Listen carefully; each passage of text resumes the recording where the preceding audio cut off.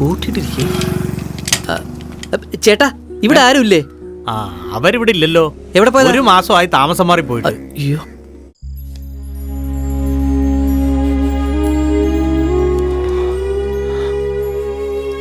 പോയി സർ, പോയി. ആ നാടും വീടും വിട്ടുപോയി. എന്തിനു പോയെന്നോ എവിടേക്ക് പോയെന്നോ എനിക്ക് അന്നൊന്നും മനസ്സിലായില്ല സർ. അന്വേഷിച്ചില്ലായിരുന്നോ? ഇല്ല സർ, നഷ്ടങ്ങൾ ഒരുപാട് സംഭവിച്ചിട്ടുള്ള വിവേകാനന്ദന്റെ ജീവിതത്തിൽ അതും ഒരു നഷ്ടം. കഷ്ടം. ഞാൻ വിചാരിച്ചത് അവളെ തനിക്ക് കിട്ടിയിട്ടുണ്ടാവുമെന്ന്.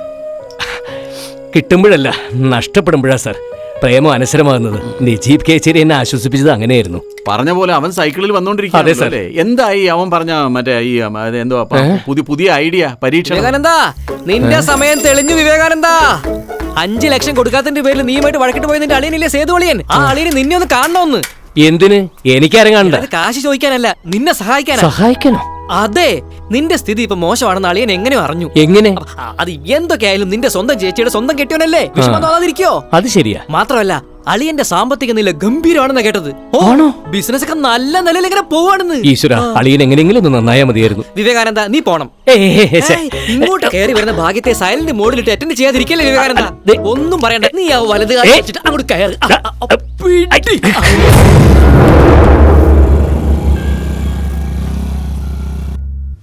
എന്താ സെറ്റപ്പ്? നമസ്കാരം. ഈ സേതുമാധവൻ 105. ഓ താങ്ക് യു. നീ വാ.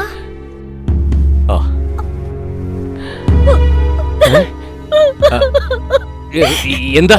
എന്തു പറ്റി? എനിക്കൊന്നും പറ്റിയിട്ടില്ല. എന്റെ അനിയൻ വല്ലാതെ ക്ഷീണിച്ചു പോയല്ലോ. നിനക്ക് എന്ത് പറ്റിയടാ? എനിക്കൊന്നും പറ്റിയിട്ടില്ല. അളിയൻ ഏട്ടനും ഒന്നും പറ്റിയിട്ടില്ല. ഇവിടെ ഇരിക്കേ. ഇവർക്ക് എന്താ കേട്ടോ മിസ്റ്റർ കേച്ചേരി, സാംസ്കാരിക പ്രവർത്തകൻ. കേച്ചേരി, വിവേകാനന്ദൻ എന്നോട് ദേഷ്യം കാണും. ചോദിച്ച കാശ് തരാതായപ്പോ വീട്ടിലെ വിലപിടിപ്പുള്ള സാധനങ്ങൾ തല്ലിപ്പൊട്ടിച്ചിറങ്ങിപ്പോയ ആളല്ലേ ഞാൻ. അത് ഏട്ടന്റെ കുറ്റമല്ലടാ, എന്റെ പൊട്ടബുദ്ധി തോന്നിയ ആശയമായിരുന്നു. അതുകൊണ്ടെന്താ വിവേകാനന്ദ, ചോദിച്ച കാശ് കിട്ടാതായ വാശിക്ക് ഞാൻ കഠിനമായി അധ്വാനിച്ചു. ഇപ്പോ ഒരു വലിയ വ്യവസായശാലയുടെ ഉടമയായി. പക്ഷെ പറഞ്ഞിട്ടെന്താ, എല്ലാം ഒറ്റയ്ക്ക് നോക്കി നടത്താൻ പറ്റാത്ത സ്ഥിതിയിലേക്ക് ദൈവം എന്നെ കൊണ്ടുവന്നെത്തിച്ചില്ലേ. കഴിഞ്ഞ ആഴ്ച ഞാൻ ആശുപത്രിയിലായിരുന്നു. ഒരു ഹാർട്ട് അറ്റാക്ക്. ഉടനെ തന്നെ ഒരു ബൈപ്പാസ് വേണ്ടി വരുമെന്ന ഡോക്ടർ പറയുന്നത്. അതിനളിയൻ എന്നെ ഒന്ന് സഹായിക്കണം. എന്റെ ബിസിനസ് സാമ്രാജ്യത്തിന്റെ ചുമതല ഞാൻ ഇന്നു മുതൽ അളിയനെ ഏൽപ്പിക്കുകയാണ്.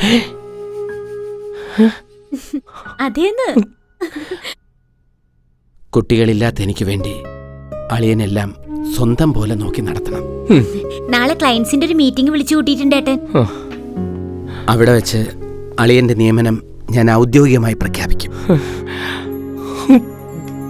All the best. Thank you. Thank U.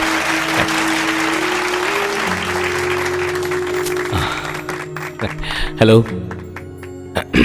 ഭാരിച്ചൊരു ഉത്തരവാദിത്തമാണ് അളിയനെ ഏൽപ്പിച്ചിരിക്കുന്നത്. എന്റെ കഴിവിന്റെ പരമാവധി ഉത്സാഹിച്ച് എന്നിൽ നിക്ഷിപ്തമായിരിക്കുന്ന കടമകൾ എന്നാൽ ആവും വിധം പൂർത്തിയാക്കുമെന്ന് ഈ വേദിയിൽ വെച്ച് നിങ്ങൾക്ക് ഞാൻ ഉറപ്പു തരുന്നു. Thank you. Thank you. എനിക്കപ്പോഴേ അറിയാമായിരുന്നു അവൻ സ്നേഹമുള്ളവനാണെന്ന്. എല്ലാം എന്റെ മോന്റെ ഭാഗ്യം. ഏട്ടാ, കമ്പനി നോക്കുന്ന ആളാവുമ്പോ താമസിക്കാൻ വലിയ ക്വാർട്ടേഴ്സ് ഒക്കെ ഉണ്ടാവില്ലേ? ക്വാർട്ടേഴ്സ് അല്ലടി, വില്ല. അങ്ങോട്ട് താമസം മാറാൻ നല്ലൊരു മുഹൂർത്തം നോക്കാൻ പറഞ്ഞിരിക്കുക കണിയാരോട്. പോകുമ്പോ ഞങ്ങളെയും കൂടി കൊണ്ടുപോയില്ലേ? അതെന്ത് വർത്താനാടി. എനിക്കൊരു സന്തോഷം വരുമ്പോ നിങ്ങൾ കൂടെ ഇല്ലെങ്കിൽ പിന്നെ എന്താടി അതിലൊരു പിന്നെ. അമ്മ ഒന്ന് വേഗം ആവട്ടെ.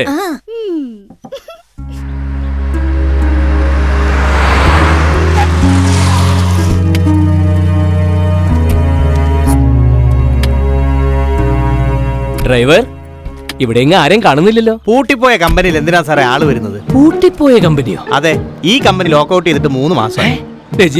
അങ്ങനെ വരാൻ വഴിയില്ല. ഞങ്ങൾ അറിയാതെ ഇങ്ങനെ ഒരു കമ്പനി പൂട്ടില്ലല്ലോ. അതെന്താ? ഞങ്ങളല്ലേ പൂട്ടിക്കുന്നത്. നീ തമാശ കളയാതെ അളിയനൊന്ന് വിളിച്ചേ. നമസ്കാരം. നമസ്കാരം. നമസ്കാരം. എന്താ നിലവിലില്ല. നമസ്കാരം നമസ്കാരം. എന്നെ ആദ്യം സെറ്റിൽ ചെയ്തേക്ക്. സേതുവിന് ആദ്യം കടം കൊടുക്കുന്ന ഞാനാ. ഞങ്ങളും ആദ്യം കടം കൊടുത്ത കൂട്ടത്തിലുള്ളതാ. ബഹളം വേണ്ട, എല്ലാവർക്കും കാശ് തരാനല്ലേ സേതുവിന്റെ അളിയുണ്ടോ വന്ന് നിൽക്കുന്നേ. അപ്പൊ തുടങ്ങല്ലേ എന്ത് കാശ് വിതരണം? സേതു ഞങ്ങൾക്ക് തരാനുള്ള കാശ് അന്ന് തരാമെന്നേറ്റ കാര്യം അളിയൻ എത്ര പെട്ടെന്ന് മറന്നോ? മിണ്ടിയും പറഞ്ഞു നിൽക്കാതെ വേഗം കാര്യം തീർത്ത് വിടുവായി. ഞങ്ങൾക്ക് പോയിട്ട് അത്യാവശ്യമുണ്ട്. ഒരു മിനിറ്റ് എടാ, കാര്യങ്ങൾ കൈവിട്ടു പോയിന്നാ തോന്നുന്നത്. നീ ആ സേതു അളിയന്റെ നമ്പറിലേക്ക് ഒന്നുകൂടി ഒന്ന് വിളിച്ചേ. നമ്പർ നിലവിലില്ലെന്ന്. നിന്നെ ഇതുപോലൊരു പുലിക്കുട്ടി പെടുത്തിയിട്ട് അളിയൻ മുങ്ങിന്നാ തോന്നുന്നേ. ഇനിയിപ്പോ എന്ത് ചെയ്യും? ഈ കൂടി നിൽക്കുന്നവരോട് ഞാൻ എന്ത് സമാധാനം പറയും? ഇതിനു മുമ്പ് ഇത്തരം ആളുകളോട് എന്ത് സമാധാനാണോ പറഞ്ഞുകൊണ്ടിരുന്നത് അത് തന്നെ പറയും.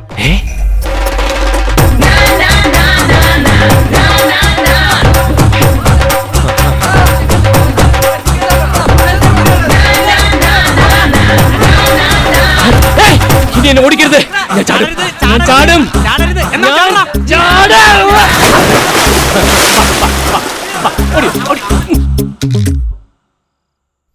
ഇതിപ്പോ കഷ്ടകാലം പിടിച്ചവൻ കല്യാണം കഴിച്ചപ്പോ പെട്രോൾ വണ്ടി സ്ത്രീധനം കിട്ടിയെന്ന് പറഞ്ഞതുപോലെ ആയി നിന്റെ അത് അവസ്ഥ. തന്നെ.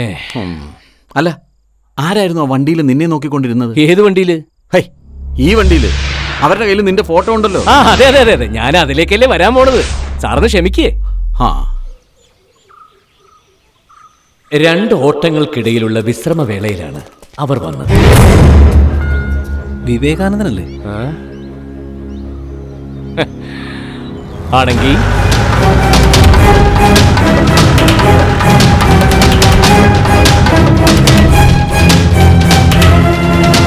സത്യം പറ, കൊട്ടേഷനാണ്? അതെ. ആരാ അയച്ചതെന്നൊന്നും ഞാൻ ചോദിക്കുന്നില്ല. കാരണം ഞാൻ കാശ് കൊടുക്കാനുള്ള ആർക്കും അതിനുള്ള അവകാശമുണ്ട്. മരിക്കുന്നതിന് മുമ്പ് എനിക്ക് എൻ്റെ അമ്മൂമ്മയായിട്ടൊന്ന് സംസാരിച്ചാൽ കൊള്ളാമെന്നുണ്ട്. നടക്കില്ല ചങ്ങാതി, കിടപ്പില്ല. അതുകൊണ്ടല്ലേ സംസാരിച്ചാൽ കൊള്ളാന്ന് പറഞ്ഞത്. അറ്റ്ലീസ്റ്റ് അമ്മയായിട്ടെങ്കിലും സംസാരിക്കാൻ പറ്റും. പറ്റില്ല. നിങ്ങൾക്കില്ല ചങ്ങാതി അമ്മയും പെങ്ങന്മാരൊക്കെ? ചേലക്കാതൊരു ഭാഗത്തിരുന്നോ, വെറുതെ കൈക്ക് പണി ഉണ്ടാക്കണ്ട.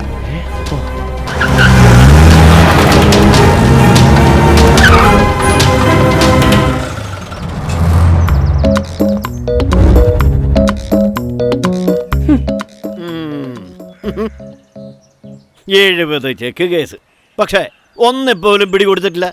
പോലീസുകാർ വിചാരിച്ചു, കോടതി വിചാരിച്ചു. പണം പലിശയ്ക്ക് കൊടുക്കുന്ന സകല അവന്മാരും ഒറ്റുവല പിരിച്ച് കാത്തിരുന്നിട്ടും വീണില്ല. അങ്ങനെ നോക്കിയ കേരളത്തിലെ കടക്കാർക്ക് അനുകരിക്കാൻ പറ്റുന്ന മാതൃകയാണ് നീ. കള്ളൻ. വിവേകാനന്ദന് മനസ്സിലായോ? പാപ്പച്ച മുതലാളി കേരളത്തിന്റെ പല ഭാഗങ്ങളിലായി സ്വകാര്യ ധനമിടപാട് സ്ഥാപനങ്ങൾ നടത്തുന്ന ഒരു പാവം വ്യവസായി. സ്ഥാപനത്തിന്റെ പേര് പറഞ്ഞാൽ അറിയും, എളമുട്ട ഫൈനാൻസിയേഴ്സ്. അറിയാം. നിങ്ങളുടെ സ്ഥാപനത്തില് പണ്ട് ഞാൻ കുറച്ച് സ്വർണം പണയം വെച്ചിട്ടുണ്ട്.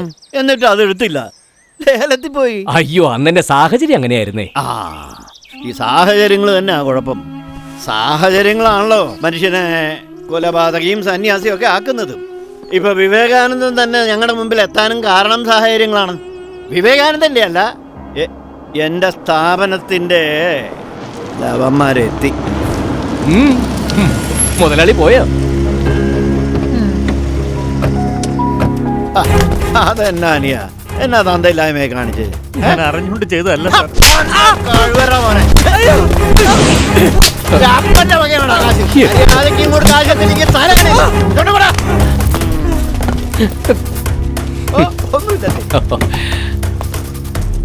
കോയമ്പത്തൂർ ബ്രാഞ്ചിലെ മാനേജരാ.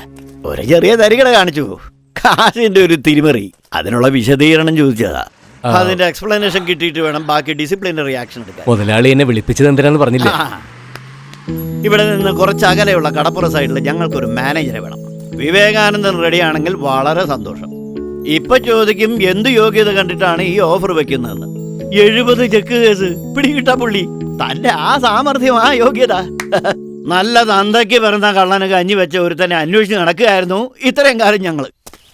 ഈ കടപ്പുറം ബ്രാഞ്ചിലെ പലരും വന്ന് പണം കടം മേടിക്കും. ഈ സ്ഥലത്തിന്റെ ആധാരം പണയം വെച്ചിട്ടാ പലർക്കും പണം കൊടുക്കുക. മേടിച്ചോണ്ട് പോകുന്നല്ലാതെ ഒരൊറ്റ രൂപ പോലും തിരിച്ചടക്കില്ല. ഇനിയിപ്പോ നമ്മൾ ചോദിക്കാൻ ചെന്നാലോ, വീടിന് പുറത്തേക്ക് ഇറങ്ങി വരുന്നത് ആരാ? അവിടുത്തെ ആണുങ്ങളല്ലേ? അല്ല, ആശം ചോദിച്ചോണ്ട് ഇങ്ങോട്ട് വന്നാലേ ഞാൻ സ്രാവിലിട്ട് കൊടുക്കും. ആഹാ, നല്ല സാംസ്കാരിക നിലവാരമുള്ള സ്ത്രീ. കടം മേടിച്ച് മുങ്ങി നടക്കുന്ന ആണുങ്ങളെ എങ്ങനെയെങ്കിലും മുതലാളിയുടെ മുമ്പിൽ നിന്ന് എത്തിച്ചു കൊടുക്കണം.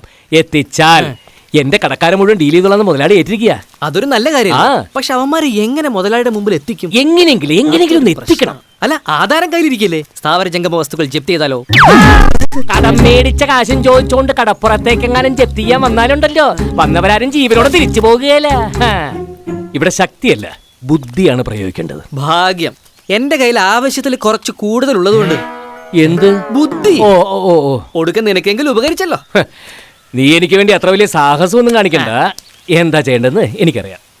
അല്ല, പ്രിയമുള്ള കടപ്പുറം നിവാസികളെ, വമ്പിച്ച കടക്കണി വിരുദ്ധ സമ്മേളനം, കൊള്ളപ്പലിശയ്ക്കും സ്വകാര്യ ധനകാര്യ സ്ഥാപനങ്ങളുടെ ചൂഷണങ്ങൾക്കുമെതിരെ കടബാധിതരായ മനുഷ്യരുടെ പ്രതിഷേധ കൂട്ടായ്മ നവംബർ 25 കമ്മ്യൂണിറ്റി ഹാളിൽ. കടം മേടിച്ചതിന്റെ പേരിൽ സ്വത്തിനും ജീവനും ഭീഷണി നേരിടുന്നവർ ഓർക്കുക, പങ്കെടുക്കുക. ഇതൊരവസാനത്തെ അവസരമാണ്. പ്രതിഷേധ യോഗത്തിൽ അണിചേരൂ, കടബാധ്യതയിൽ നിന്ന് മോചിതരാകൂ.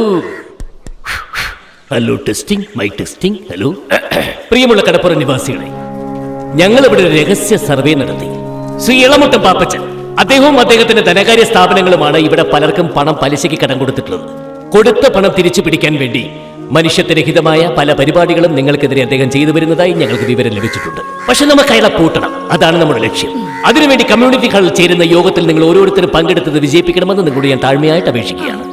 അപ്പൊ യോഗത്തിന് വന്നാൽ മേടിച്ച കാശ് തിരിച്ചു കൊടുക്കണ്ടേ? വേണ്ടല്ലോ. എങ്കിൽ നമ്മ വരും, നമ്മ വന്നു. അത് കടപ്പുറത്തെ കടക്കാരെ സമ്മേളന ഹാളിലിട്ട് പാപ്പച്ചന്റെ ഗുണ്ടകൾ അവരാഗ്രഹിച്ച രീതിയിൽ തന്നെ കൈകാര്യം ചെയ്തു. സമ്മേളനം ഉഷാറായത് അങ്ങനെയായിരുന്നു. പുഴകൾ, മലകൾ, പൂവനങ്ങൾ, ഭൂമിക്കു മുതലാളി, ഞാനാ വിവേകാനന്ദൻ. പേടിപ്പിച്ചോളാ. നീ നിന്റെ വാക്ക് പാലിച്ചു, ഇനി എന്റെ കൂടെ അല്ലയോ? അതെ അതെ. 3 മാസക്കാലത്തേക്ക് നിന്റെ കടക്കാരും നിന്നെ ശല്യപ്പെടുത്തില്ല. ഓ, ഈ 3 മാസക്കാലം നീ ഇളമുട്ടം ഫിനാൻസേഴ്സിലെ ഒരു ബ്രാഞ്ചിലെ മാനേജറായിട്ട് ജോലി ചെയ്യും. കടപ്പുറം ബ്രാഞ്ചിലാണെങ്കിൽ അവരെ തെരണ്ടിവാലിനടിക്കും. അവിടെ വേണ്ട, വേറൊരു സ്ഥലം ഞാൻ കണ്ടുവച്ചിട്ടുണ്ട്. ഓ, ആ ബ്രാഞ്ചിലെ നിന്റെ പ്രവർത്തനം കണ്ടിട്ടാവും ബാക്കി കാര്യങ്ങൾ ഞാൻ തീരുമാനിക്കും. ഒരഭ്യർത്ഥന കൂടി ഉണ്ട്. എന്താണ്? ഇവനും കൂടി എന്തെങ്കിലും ഒരു ജോലി. എന്താ തന്റെ യോഗ്യത? സാംസ്കാരിക പ്രവർത്തകനാ. അതാണോ യോഗ്യത? അല്ല, അത് പിന്നെ നിവൃത്തികേട് കൊണ്ടാ. എങ്കിൽ റിക്കവറി ആയിക്കോട്ടെ. എന്ത് റിക്കവറി മാനേജർ? ഈ വണ്ടികളൊക്കെ തിരിച്ചു പിടിക്കില്ലേ, ആ വിങ്ങിന്റെ തലവൻ. വലിയ ഉപകാരം. കേട്ടോ വിവേകാനന്ദ, മുതലാളിക്ക് നിന്നെ ഇഷ്ടപ്പെട്ടാൽ നിന്റെ സമയം മാറിയെന്ന് കൂട്ടിയാ മതി. ഇഷ്ടപ്പെട്ടില്ലെങ്കിൽ അപ്പോഴും നിന്റെ സമയം മാറിയെന്ന് തന്നെ കൂട്ടിയാ മതി. ഇതാണ് മാനേജറുടെ ക്യാബിൻ. ഇത് ലോക്കറിന്റെ താക്കോൽ. ഇത് വെറും ഒരു താക്കോലല്ല, സ്വർഗവും നരകവും ഇതിട്ടാ തുറക്കാൻ പറ്റും. ഏത് വേണമെന്ന് തീരുമാനിക്കേണ്ടത് നീയാ, നിന്റെ പ്രവൃത്തികൾ.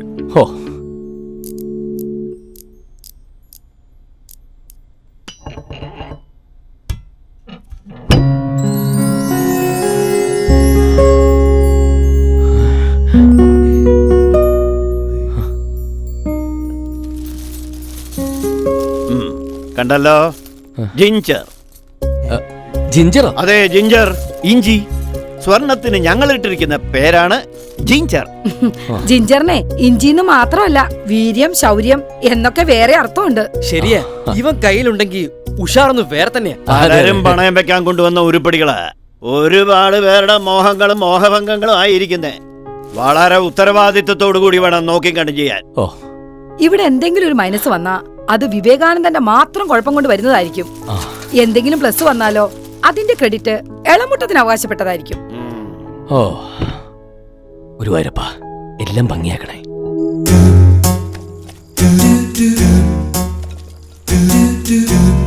എന്തായി? കഴിഞ്ഞു സർ. ആര് പറഞ്ഞു കഴിഞ്ഞു? തുടങ്ങാൻ പോണല്ലേ ഉള്ളൂ. മീൻ വെട്ടാൻ അറിയോ? എനിക്ക് മീന് വളരെ എളുപ്പമല്ലേ.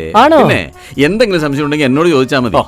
ഇന്നലെ മാർക്കറ്റിൽ പോയപ്പോ നല്ല അസല് മത്തി കിട്ടി. ഇവിടെ രുചിയുടെ ഗുണത്തിന്റെ കാര്യത്തിൽ ഇവനോളം വരില്ല മറ്റൊരു മത്സ്യവും. അതറിയോ എനിക്ക്? എന്നാ പിന്നെ ഐശ്വര്യമായിട്ട് വെട്ടി തുടങ്ങിക്കോ. അല്ല, അവിടെ മാനേജർ പോസ്റ്റിലുള്ള ജീവിതം ഐശ്വര്യമായിട്ട് തുടങ്ങി വെച്ചിട്ടുള്ളൂ. മറന്നിട്ടില്ലടോ. ഇത്രയും കാലം പക്കാ വെജിറ്റേറിയൻ ആയിരുന്ന താനിനി അങ്ങോട്ട് നോൺ വെജ് ആവാൻ പോവല്ലേ. നല്ല എരിവും പുളിയൊക്കെ ഉള്ള മത്തിക്കറി പോലെ വെട്ടി തുടങ്ങിക്കോ. വെട്ടുന്നതിന്റെ ഇടക്കായിക്കോട്ടെ ബാക്കി കഥ. ശരിയാണ് സാർ. ഉള്ളി സാമ്പാറും തൈരുസാദൊക്കെ കൂട്ടി നല്ല സ്വസ്ഥമായിട്ട് മുമ്പോട്ട് പോയിക്കൊണ്ടിരുന്ന ഇളമുട്ടം ഫൈനാൻസേഴ്സിൽ എൻ്റെ ജീവിതം പെട്ടെന്നൊരു ദിവസം യൂട്ടേൺ എടുത്ത പോലെയാണ് സാർ നോൺ വെജ് ആയിട്ട് മാറിയത്. കുടംപുളിയിട്ട് പറ്റിച്ച ഈ മത്തിക്കറി പോലെ.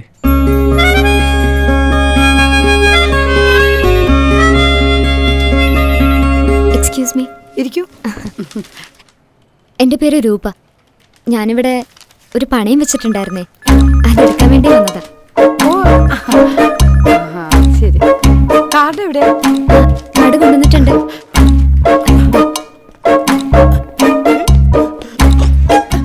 വിവേകാനന്ദ, ആ. രൂപ. എന്തേലൊന്നുമില്ല, പോടാ അവിടെ. അതല്ല, മറ്റേ രൂപ. എന്ത്? ദോ അവിടെ. ഏ? രൂപ അതന്നെ. ആ. ആണോ?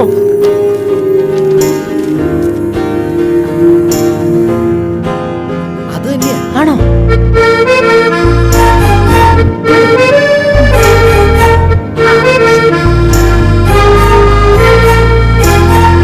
താങ്ക്സ്. ഓക്കെ. രൂപ, എന്നെ മനസ്സിലായോ? ഒന്ന് ആലോചിച്ചു. ഓ, എന്റെ ജീവിതം മാറ്റിമറിച്ച ആളല്ലേ?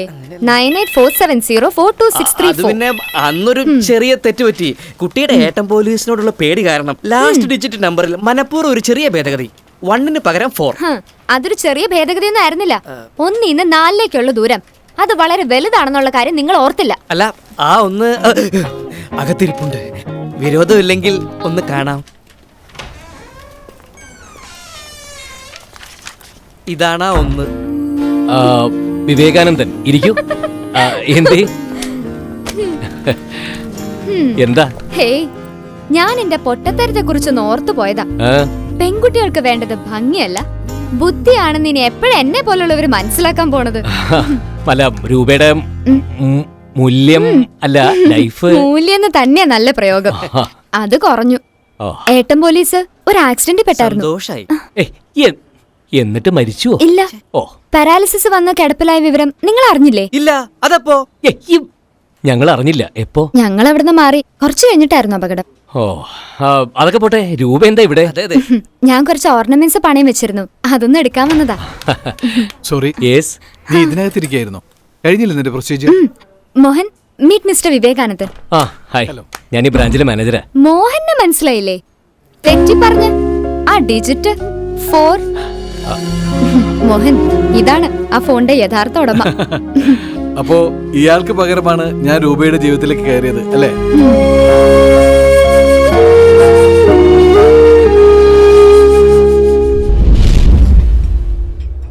എന്നെ സംബന്ധിച്ചിടത്തോളം നമ്പർ തെറ്റി വന്നൊരു കോൾ, അതും രൂപയെ പോലെ ഭംഗിയുള്ള ഒരു പെൺകുട്ടിയുടെ ഭംഗിയുള്ള ശബ്ദത്തിൽ വന്ന കോൾ. നിങ്ങളാണോ ഫോൺ കൊടുത്തയച്ചെന്ന് ചോദിച്ചപ്പോൾ അല്ല എന്ന് പറയാൻ എനിക്ക് തോന്നിയില്ല. ഒരു തരത്തിൽ പറഞ്ഞ ഞാൻ വിവേകാനന്ദനോട് കാണിച്ചത് വിശ്വാസവഞ്ചനയാ.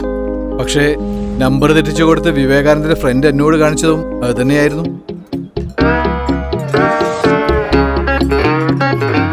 അന്ന് ആ ഫോണും നമ്പറും ഏട്ടൻ പോലീസുകാരന്റെ കൈ കൊടുത്തിട്ട് ഈ നമ്പറുകാരന്റെ വാരിയിൽ ഇടിച്ചൊടിച്ചേക്കണമെന്നെങ്ങാനും ഇവള് പറഞ്ഞിരുന്നെങ്കിൽ എന്റെ സ്ഥിതി എന്താകുമായിരുന്നു? ഇവളത് ചെയ്തില്ല, ചെയ്യില്ല. കാരണം സ്നേഹിക്കാൻ മാത്രം അറിയാവുന്ന ഒരു പാവം പെൺകുട്ടിയാ എന്റെ രൂപ.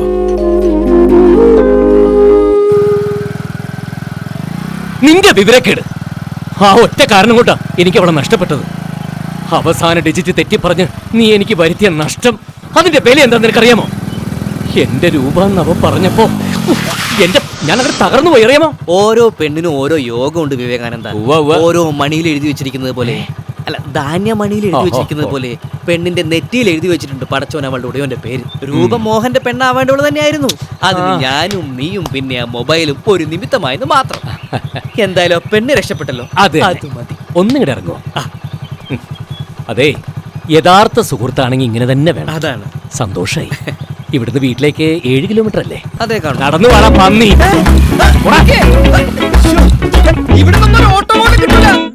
തന്റെ യോഗം. എന്ത്? അവളെ എനിക്ക് നഷ്ടപ്പെട്ടതോ? എന്താ സംശയം? ആണുങ്ങളുടെ മനസമാധാനം കളയാൻ വേണ്ടി ഭൂമിയിൽ വന്ന് ജനിച്ച രക്തരക്ഷസുകളാടോ ഈ പെണ്ണുങ്ങള്. കനകം മൂലം കാമിനി മൂലം കലഹം പലവിധം ഉലകിൽ സുലഭം എന്ന് കുഞ്ചൻ നമ്പ്യാർ എഴുതിയത് വെറുതെ ആണെന്നാണോ തന്റെ വിചാരം? കുഞ്ചൻ നമ്പ്യാർക്ക് എഴുതി വെച്ചാൽ മാത്രം പോരെ, അനുഭവിച്ചത് ഞാനാ. ശരിക്കും അങ്ങോട്ട് അനുഭവിച്ചു.